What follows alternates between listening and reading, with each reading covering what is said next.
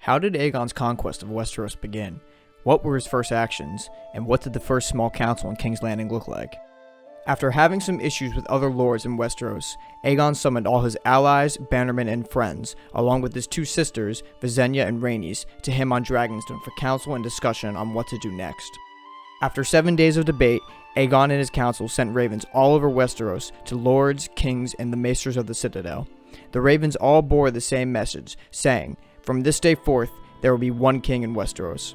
Those who bent the knee to Aegon of House Targaryen would keep their lands and titles, and those who took up arms against him would be thrown down, humbled, and destroyed."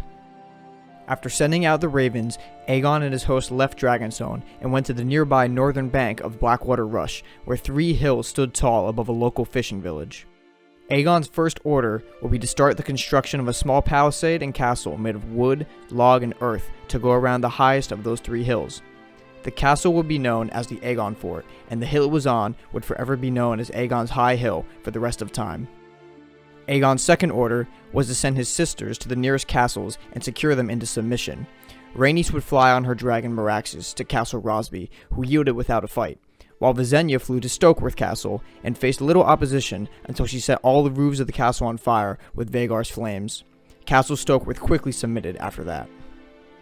Aegon and his sisters faced their first true test when Lord Darklyn of Duskendale and Lord Moonton of Maidenpool came together and marched south with 3,000 men towards Blackwater Rush.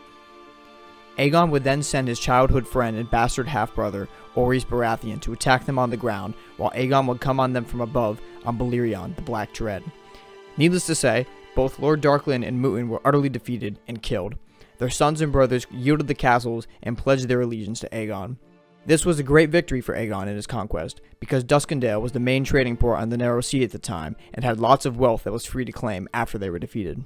After these other victories, Aegon commanded all the lords he defeated to attend him at the Aegonfort, where he would raise them up and give them new titles and lands. His oldest supporters were given the highest titles that would continue to live on through all the future kings of Westeros. Daemon Velaryon would be naturally named Master of Ships and given command of the royal fleet, since he was already known as the Lord of Tides. The Lord of Stonedance, Sir Tristan Massey, would be named Master of Laws, while Crispian Celitagar of Claw Isle would be named Master of Coin and given control of the royal treasury.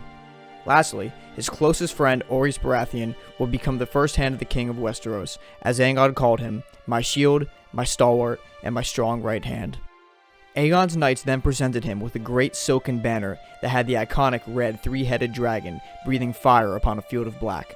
His sister Visenya then placed a circlet of Valyrian steel studded with red rubies on his head, and his other sister Rhaenys would hail him as Aegon, first of his name, king of all Westeros, and shield of his people. All the commoners, knights, and lords cheered, and Aegon now felt that he was a worthy king for all Westeros. The question that now remained was, where would Aegon move next? Thanks for watching.